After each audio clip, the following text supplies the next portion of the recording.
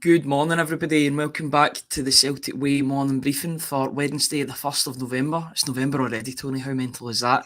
Did you miss us? Sorry for not being on yesterday morning. We had things that were out with our control, but we're back.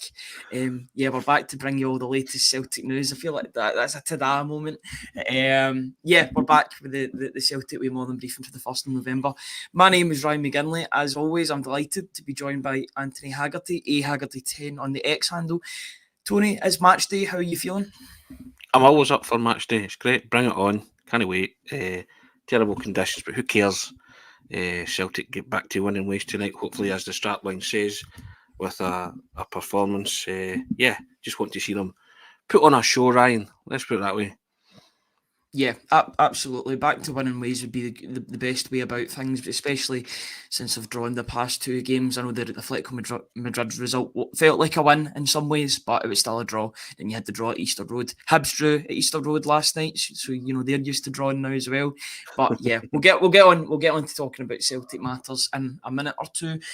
This morning briefing, as always, we thank MPH Group. The morning briefing is brought to you by MPH Group, which is Scotland's award-winning family-run all-trade specialists covering all of mainland Scotland. As always, every service you opt for automatically enters you into MPH's incredible holiday giveaway. You could win a 7-night stay at the luxurious 5-star Moon Palace Resort in Cancun, Mexico. They also currently have a winter deal available regarding boiler installation for just £1,795, which includes a free Hive thermostat, free first-year service, up to 12 years of warranty, a magnetic filter included, and flexible finance options from as little as £5 a week. If you are interested in plumbing, heating, kitchens or bathroom work, then look no further than MPH Group, and we thank them as always for sponsoring the video. You can see their links up on the screen above in MPH Group and Navien as well. Thank you very much to them for sponsoring this morning's morning briefing. Tony, it's match day, obviously. Celtic have had 4 days to sort of dwell over maybe not dwell, but think about the result at Easter Road, which was a nothing each draw.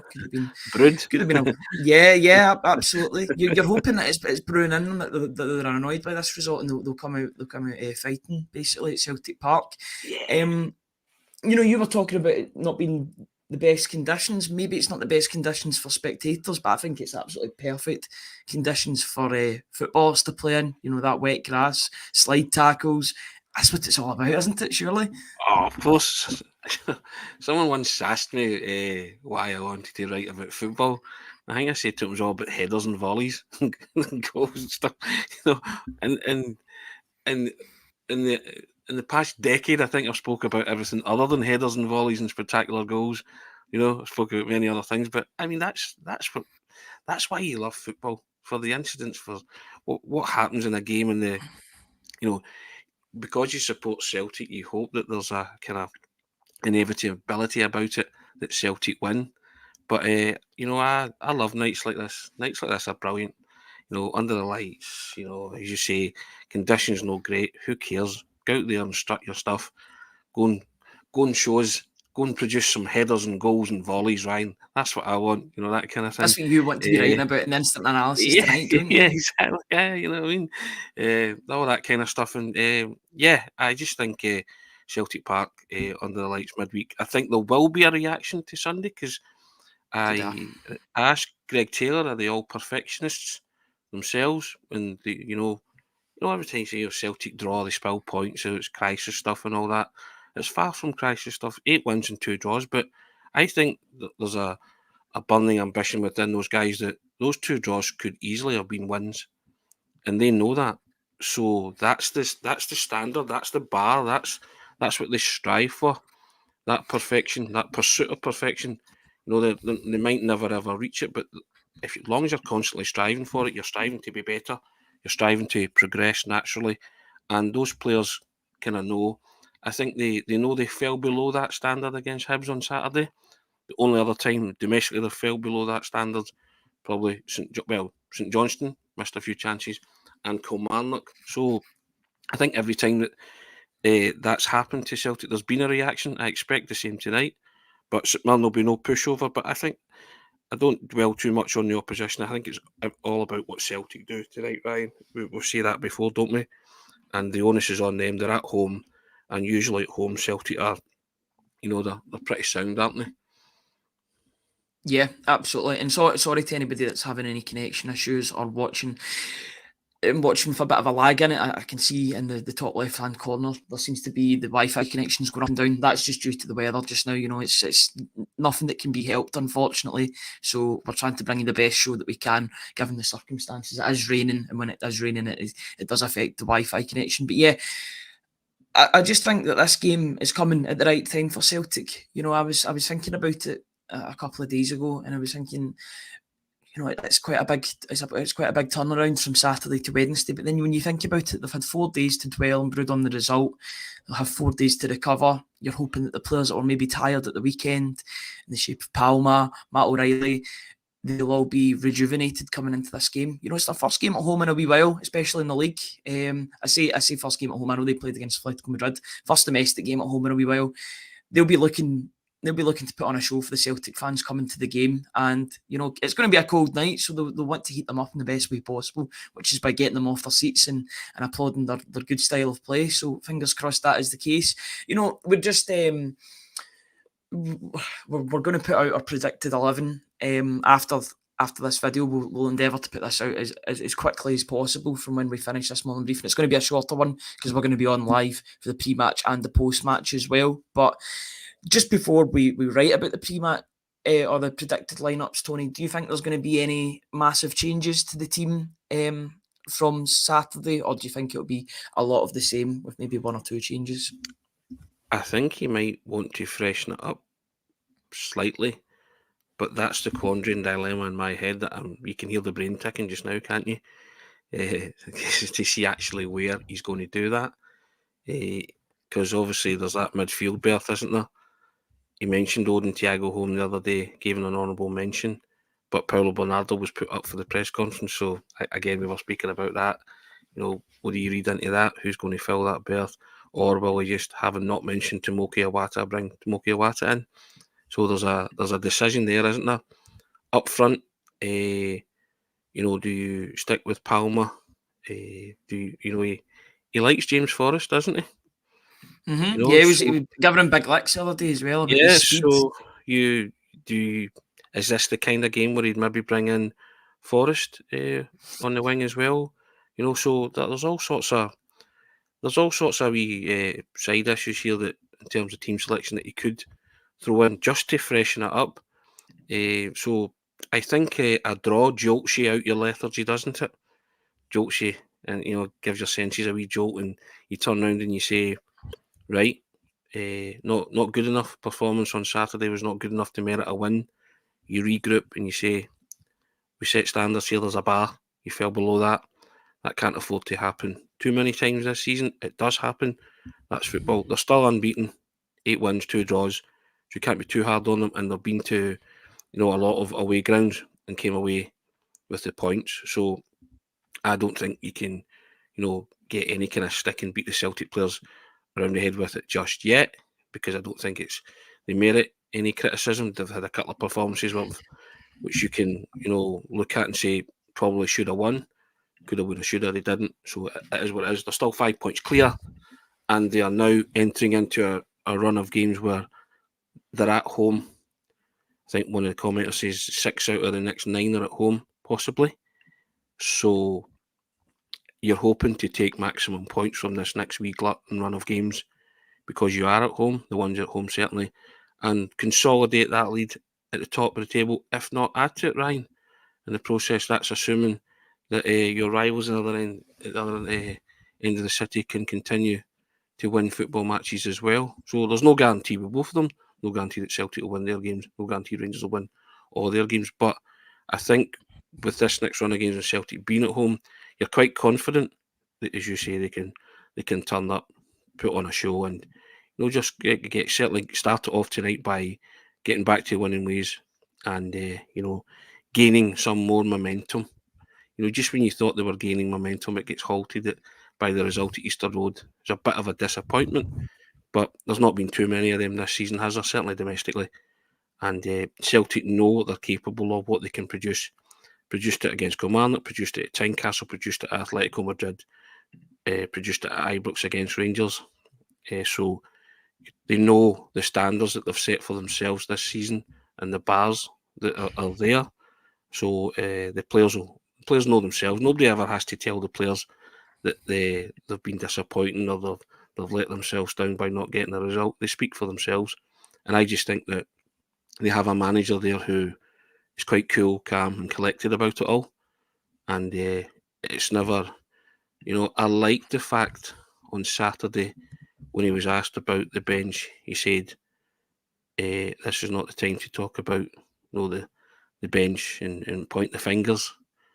He waited till Monday and, he took that 48 hours and then got it off his chest on Monday in terms of, a St Mirren, I won't say mundane, but a relatively routine, straightforward match preview then became about the January window, where they were headed. Valuable insight into the workings of the mind of Brendan Rodgers and where he's at, and just letting the fans know, I'm aware of this. It's not something that's gone unnoticed. And I wrote about that yesterday, Ryan. I put an article up on the site, and I'll put it in the comment section here about it. So if you want to have a wee read at that, a busy boy yesterday, Ryan, on the site. So, and I was quite impressed by that. Those words by Rodgers the other day, and intrigued by them too. And now it's kind of, you wait to see the January window, don't you? And how Celtic will go about their business. There you go. There's the link to that article there if you want to have a wee read at that. We've both been multitasking there because I have been listening, but I've been trying to get the team up as well at the same time. So your story on how Celtic need to improve the transfers, I think it's just a bit of a sequel as well to Stuart Ross's piece that was put on the site yesterday as well. Stuart Ross is talking about the lack of impact from Celtic's summer signings. That's just coming off the back of Brendan Rodgers, or it was quite coincidental because he hadn't made those comments when Stuart had posted it. Yes. But it's quite clearly something that a lot of people are thinking about. That these development players, yes, it's great to have development players, and I think Brendan Rodgers echoes what a lot of Celtic fans and people that are writing about Celtic are thinking. As good as it is to have development players, Celtic have got to have ready-made players too, because the results can't falter. The results have got to keep on going. It's an ugly business, unfortunately. You've got to win at all costs when you're at Celtic. Let's put it this way: Tuesday night gave him a taster of where he wants Celtic to be and the platforms that he wants his Celtic team to be, displaying their wares on. It's all good domestically, ruling the roost, but he, like me, wants to see Celtic involved in headers and volleys at the European stage, doesn't he? And as you said, the other night felt like a win, but it wasn't. But it's coming, and I think Brendan Rodgers sees that too. So with the right investment in the right players, getting the number of squad that he wants, getting it down, 32 players Celtic have in their first team players. So he clearly thinks that's too much and has told players. So everybody knows where they stand. I make the point, whether you're a first team regular, whether you're a squad player, a bit part player, or you're out the picture, you know exactly where you stand come January. There is no grey area now. He is getting to work, as he said he would. And another kind of, it's a slight warning shot over the bow, isn't it, to those at the top. This is my aim, this is my plan. There might have been impediments the last time I was here. It ain't happening this time. He mentioned project players, didn't he? Didn't call them project players. What did he call them? Development players, he called them, didn't he? Yeah. Development players just went, that's a no-no. Keeps banging on quality over quantity. And he said it the last time. And in the article, I reference a quote from 2018 where he said the same thing. So he said the same thing. He's consistent in that regard. He's saying the same thing to a different Mr. Lawwell, isn't he? So it's over. It's over to you in terms of this, and help him, take Celtic where he wants to be. And that's the point that I was making. And here's a nice comment from Charlie McGarry, who said, massive kudos to me for two brilliant articles yesterday and following development of Jake. That's very kind, Charlie. Thank you. So you can have a look at those. The other one, obviously, was on the Green Brigade, and I'll put that in the comment section as well on Celtic banning the... Probably something we need to talk about as well, because it is going to affect the game tonight as well. We're not going to go too deep into it because it's a very I don't want to say it's a touchy subject, but it's a divisive subject. Everybody's got an opinion on it. It seems, but it's something that will be affecting the game tonight. It's been affecting away games. It's going to affect the home game tonight. It's definitely going to affect the atmosphere. Regardless of what side you're on, it's going to affect proceedings tonight. The atmosphere won't be as loud as what it usually is, and you just hope. I'm just trying to bring this back to the players as quickly as possible because I don't really want to get involved in the ins and outs of it. You just don't want it affecting the players too much as well, because we need everybody pulling in the same direction. That goes for the board and any fan groups. Everybody's got to be pulling in the same direction in order for Celtic to get to their main objectives. That can only happen if everybody's working the same way. I just hope a resolution is found between the two groups. Yeah, and that's the thrust of. I put the Green Brigade opinion piece in the comment section there, guys. Have a read at that, and that's the thrust of my argument too. Let's get to the truth. Let's sit down at the table and let's be adult about it, and let's handle the truth. There you go. And kind of pastiche of a famous film, A Few Good Men. You can't handle the truth. I think everybody has to get around the table and handle the truth and stop this he said, she said spat element to it. I think that's Michael Nicholson's job, not Jack Nicholson. Yes, well, exactly. Correct, Ryan. You just have to get some amicable solution, because the thrust of my argument is at the end of the piece, I say in season 2021, there was only one football team in Scotland affected by fan restrictions, and they wore green and white. So we don't want this to drag on any further than it needs to.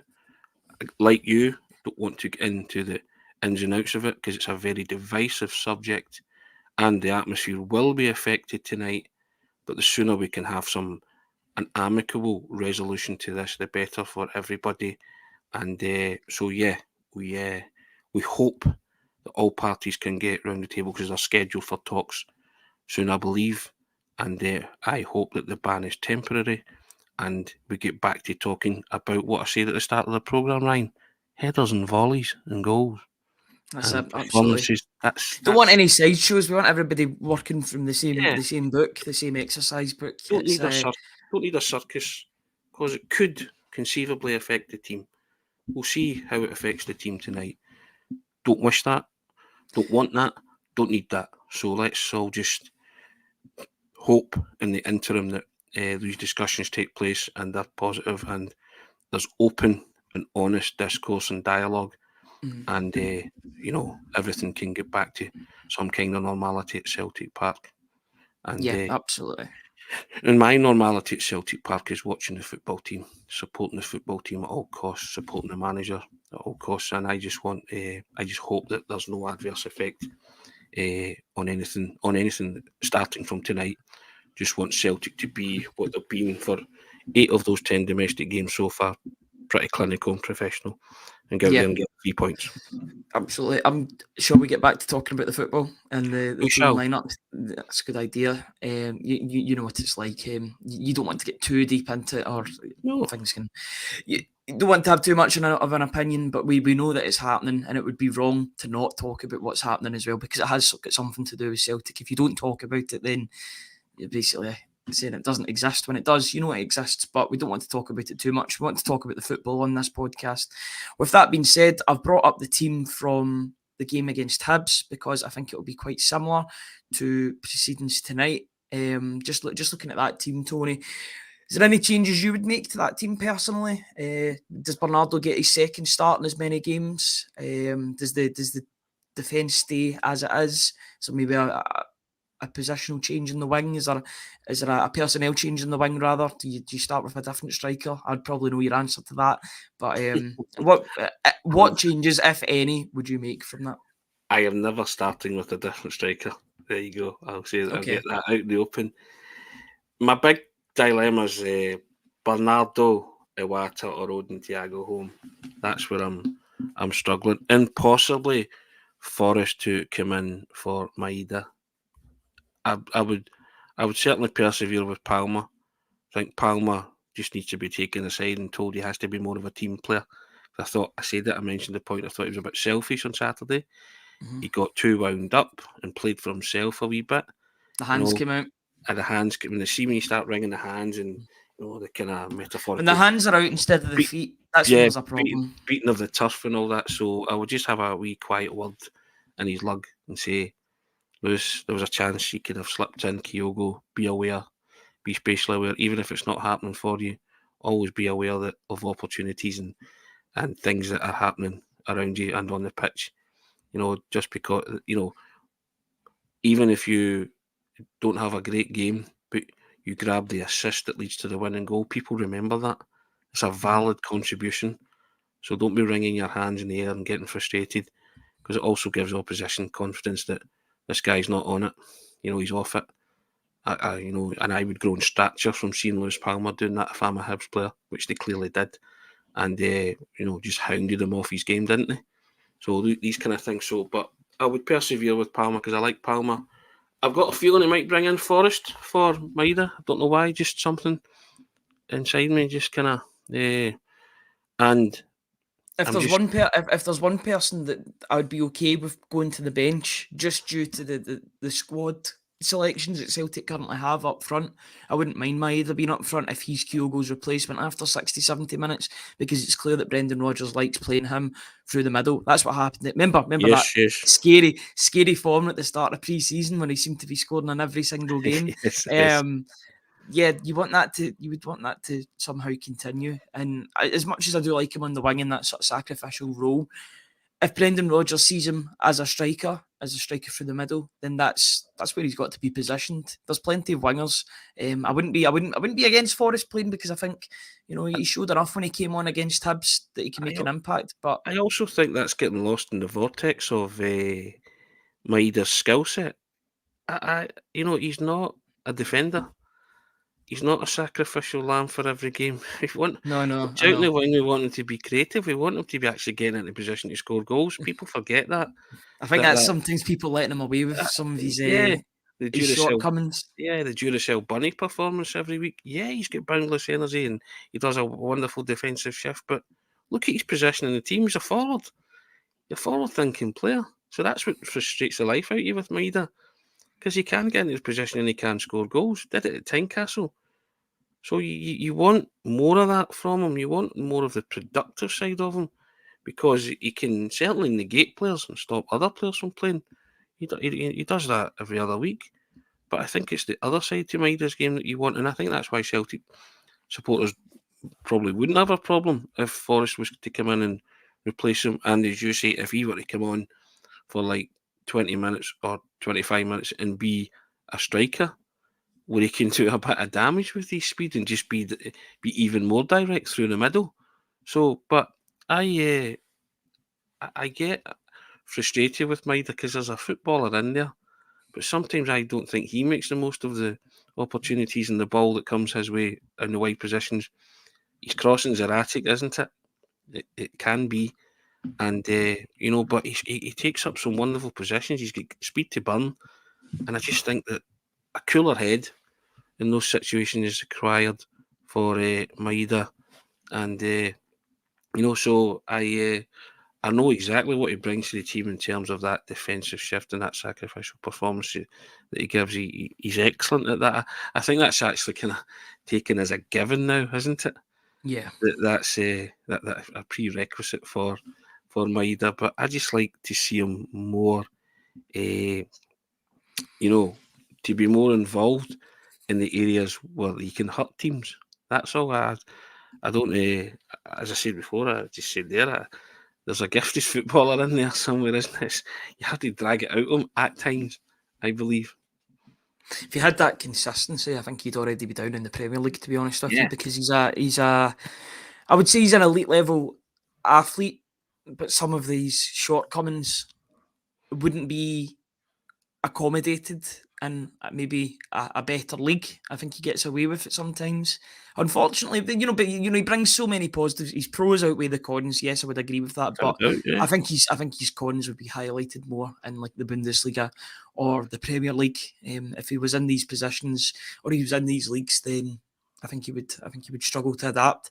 But I say that, and sorry for coughing into the mic there. It was a necessity there. I was trying to do it as quick as Dice made I would when he was running. But yeah, He did it in the World Cup, so there's that counter argument. He's done it in the highest stage possible, or one of the highest stages possible, the highest international stage possible against. Was it Yeah, Germany he scored against? yeah. So yeah, I'm not. he's I'm not having a go at him in any shape or form. I just like to see him be more productive, and I think it's there's an opinion around him that he's just good for negating other players. He's much more than that. His skill set's far higher than that. And as you've just said, he did score at the World Cup, so that's the Maeda I want to see on a more consistent basis. I think it's what the manager wants to see on a more consistent basis. I, I told you that there's a talent there, but I want the talent to be the fact that he's creating, assisting, scoring, because he can do all these things too. He's not just a guy that chases back and and gets his foot in and wins the ball. And I think someone flagged up the other week about Harry Kewell took him aside, didn't he, before one of the games? I think they were working on crossing drills and various things. And so it's what your eyes are telling you, Ryan. I keep saying that, if Harry Kewell was saying to him before, this is what you do, that's what you do. So uh, and a comment here from Jason Mudgard, he's cross into Jota's goal for the semi-final last year wasn't too shabby. Yeah, I get that. So I he think with has some got that. players. Yeah, he's got that in his locker, but that's what I want to see more consistently. I always said Uh, about Ejaria. Remember Ejaria when Ejaria was playing for Celtic, specifically in his first spell at the club. I know he came back for a second spell, but he wasn't as effective. I know he stepped in for Kieran Tierney at certain moments, but I always thought that Ejaria was better when he had a man on him, putting the yeah, ball into the box, when he was pressured into putting a cross into the box. If he was on his own, I always thought that the yeah, ball wasn't as good because he had too much time to think about it. Maybe that's the same for Maeda. When he's not thinking about things, he can just let things go naturally. He didn't have time to think against Rangers in that semi-final. He had a job to do. He was quick. He profited off of Rangers sleeping from a quick free kick. I think that was Matt O'Reilly to Daizen Maeda. yeah. That quickness, he didn't think about it. Maybe when he thinks about things, I think he goes to and fro. I think it's just your luck basically. But that's Matt Daizen Maeda. It's just your luck with And him that he gets away with it. that's why I think as well. Sometimes he is maybe better deployed in a central role. Well, him and Kyogo were good against Livingston through the So middle. They were causing you know problems with their movement. because he does play instinctively. And I think, as you say, when he gets a lot of time, sometimes that's when it goes awry. Sometimes he's close control can let him down, like that Tynecastle concession of the goal at Tynecastle. But these are just observations. They're not criticisms of him per se, because I like Maeda. I love what he brings to the team. That's die. But I'm just making the point that I think the manager, in order to freshen it up, might think, okay, I'll put Forrest in for Maeda and then bring him on to be more effective through the middle at a later stage if need be. So as I say, I think very highly of Maeda. I just think he's more than what a lot of the Celtic supporters think he is. This kind of, as I say, guy who just gives his all and sacrifices himself for the team, which he does do. But he's got more than that to his skill set. He can do a lot of things, but he can do a lot of things when his mind's on it and he's fully focused, and he's Absolutely. got and he's on his game, because he can be a real potent weapon. So a couple of commenters, I won't even bother flicking them up, but they're saying I'm having a go at him. I keep saying this and I'll say it again. A prerequisite of any podcast is to listen to what the actual person's saying, and they're It's all accusing me of you've got to be having a objective. go of You've got having a go at Maeda and being constructive about Maeda. Certainly not having a go. And so if that's what you think, then fair enough. You're entitled to your opinion. I'm entitled to mine as well. But I think, listen to what I'm saying. If I was having a go at a player, you would certainly know. Welsh Paul, I've put it up in the That's exactly what I was going to do. That is exactly what I was going to do. Do you want me to do my speech on this? I think it's a good time to do it. When you go. So you can find Tony's article. Oh, could you bring that back up, please? Sorry. It's all good. It's all good. We can do them with the both. I don't think it covers Where is it? There you go. Perfect. So, if you're looking for Tony's article where he outlines everything regarding the Green Brigade and the news that happened last night with regard to the suspension of tickets both home and away, you can find that on the Celtic Way website. We're currently running £4 for 4 months. You'll be supporting top quality football journalism covering the club you love, such as that article from Tony. He was very busy yesterday, did 2 articles, did one on transfers and the other on the news that came out last night regarding the fans. So if you are interested in either one of those articles or both, and you're looking for some pre-match reading before the game tonight, as well as post-match reaction when it comes out, as soon as it comes out, we'll endeavour to get it out to you as soon as possible. Please visit www.celticway.co.uk/subscribe. We really do appreciate everybody's support, but we can't continue to do these free videos without the help of you all. £4 for 4 months, £18 for a year. You'll find both of those offers on that in that URL when you click on that link to the website, www.celticway.co.uk/subscribe. Yeah, please get involved. As we said before, we can't continue to do these free videos, these free reaction videos without your support.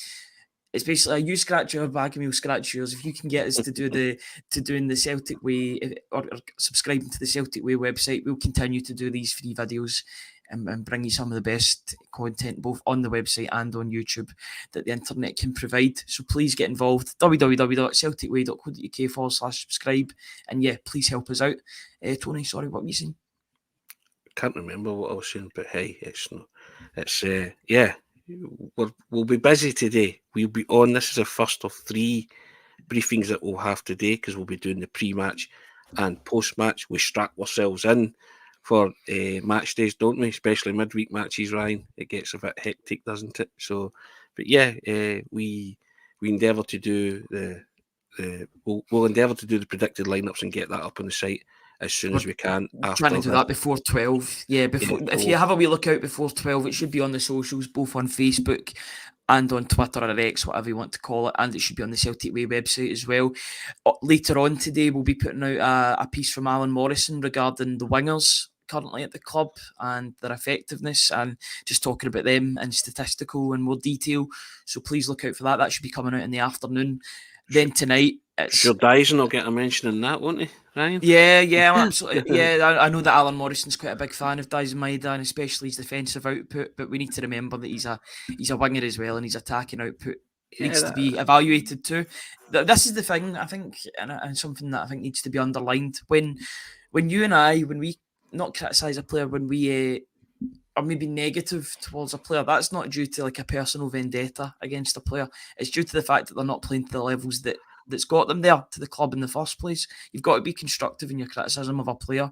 Otherwise, it'd be a very, very boring podcast if we were just praising everybody. As much as I do like to praise Rio Hatate and Matt O'Reilly till the cows come home, you have to be constructive and call a spade when they don't play well. And I think we do that. I think we did that with regard to Matt O'Reilly on Saturday as well. I think we both said that he wasn't at his usual best because he's got such a high standard. When he lowers it, it's very, very obvious. And I think that contributed to the dropping of points. But I think you've got to be constructive when you're talking about players and call a spade when you see it. I thought it was very constructive about Dyson Maeda. Yeah, absolutely. I've no axe to grind with Maeda. I love what he brings to the table. I just want people to remember that he's a forward player. He's a winger. I want him to contribute to the assist and goals. He's a part-time winger. He's a part-time winger. He's a defender sometimes. He's a Dyson of all trades.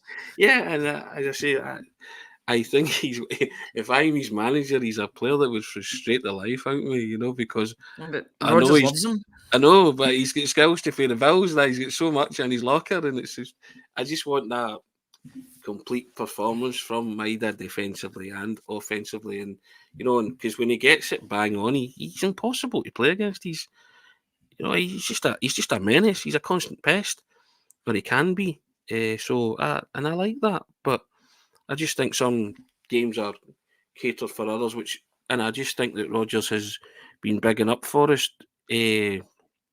lately, and I just got a crazy notion that he might throw him in tonight. I could be wrong. Tony, you're always way too happy.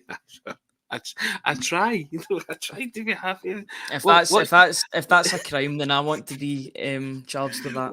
what's what's not wonderful about doing what we do for a living, commenting on Celtic every day and writing about them and going to watch them play football? What's not to like about that, guys? And you try and bring that enthusiasm onto this platform, and we hope that it rubs off on you guys, and we think it does because you tune in, and we genuinely totally appreciate that, and we can't do it without you. So that's why we ask you to subscribe and keep subscribing, because it helps us do what we do. And I don't think I could come on here and be Reverend I Am Jolly Ryan. Celtic don't let you do that. Unless it was a season like 2021, then that might be a bit different. You know what I mean? But but that was in the past. But yeah, I think we're always upbeat, aren't we? We're always glass half full, as opposed to the other way around. I'd like to think so. I'll leave that to others to judge, but I think in general I'm quite a happy person. I don't swear I took it as a compliment. I was just like, other people would be want to take me into a room and see if there was some other thing that contributed to my happiness. But generally, I'm quite a cheery chappy, I think, Ryan. Am I not? You can let them know Absolutely. I think that is a great way to sort of get to the end of the morning briefing, because as you said, we've got 3 shows tonight. I know Yeah. you'll be hosting the other 2. That's why I did this morning. Sharing's caring and all that. We'll Oh. share the hosting business between us. So we will be live around right about when the teams drop on social media. So if I'm thinking, because it's a 7:45 kickoff, the teams will be live around about 6:30. We'll try and be live for round about then, maybe 25 to 7, 20 to 7, get that sorted, and then we'll try and be on as soon as possible. Then after the game, we'll have the instant analysis. I think you'll be probably having a wee look out for Celtic TV. And then we'll probably go live. It'll probably be an earlier show because of that, which is good. We'll get the instant analysis sorted, get the Celtic TV interviews sorted, and then the kind of macabre thing, and we'll have Ryan in the rain, won't we? He'll be somewhere about Celtic Park in the rain. Any wrestling fans, yes, there's Roman Reigns, but there'll be Ryan in the rain tonight. That is for sure. But yeah, cheers, guys. Thank you very much for joining us today. As always, we need to say thank you to our sponsors, MPH Group and Navian, who are at the top right of the screen. They're both sponsoring our videos. They're brought to you by MPH Group and Navian, Scotland's award-winning family-run all-trade specialist covering all of mainland Scotland. Every service you opt for automatically enters you into MPH's incredible holiday giveaway. You could win a 7-night stay at the luxurious 5-star Moon Palace Resort in Cancun, Mexico. And they also currently have a winter deal available regarding boiler installation for just £1,795, which include a free Hive thermostat, free first-year service, up to 12 years warranty, a magnetic filter included, and flexible finance options from as little as £5 per week. So if you're looking for plumbing, heating, kitchens or bathrooms, then look no further than MPH Group. All of the links are in the descriptions, their contact numbers, their social medias, their website as well. So please have a wee look at the description for any of your needs regarding those sectors. Tony, thank you very much for joining me this morning. It'll only be a few hours, and then I'll be joining you later on from a break in the car park, because we can't really control the controllables. Might be doing it from the car following the game if the rain is like this, but we'll endeavour to bring you a pre and post match show from the game tonight. Hopefully Celtic get another 3 points. By the time that we're on the pre-match show, I should have a graphic sorted of the team. Either that, or I'll do a screenshot of the team that we can use on the on the show. So yeah, that'll be available for everybody to see. I'll be doing that from the car, so we'll bring you as soon as possible. Tony, thank you very much for joining me this morning. Pleasure as always.